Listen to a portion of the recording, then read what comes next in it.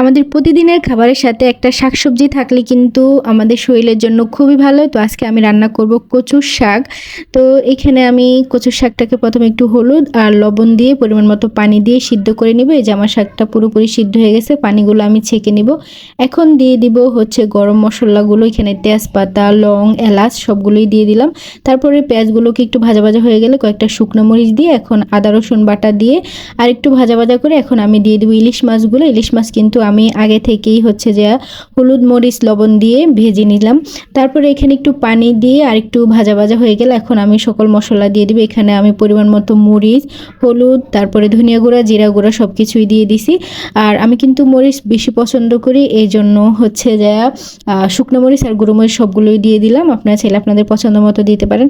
তারপরে আমি দিয়ে দেবো সিদ্ধ করা শাকগুলো। এখন কিন্তু অনবরত নাড়তে হবে, পানি থাকলে একটু কম নাড়লে সমস্যা নেই, কিন্তু পানিটা যখন শুকিয়ে আসবে তখন কিন্তু একদম নাড়তে হবে। এই যে এই পর্যায়ে আসলে কিন্তু অনবরত নাড়তে হবে, নাহলে কিন্তু নিচে লেগে যাওয়ার সম্ভাবনা থাকে। এই যে আমার নাড়তে নাড়তে দেখেন শাকটা কিন্তু ভর্তা ভর্তা হয়ে গেছে। এটা যে এখন শাক সেটা কিন্তু বোঝা যায় না। তো কার কার শাক ভালো লাগে সবাই কমেন্টে জানাবেন। আল্লাহ হাফেজ।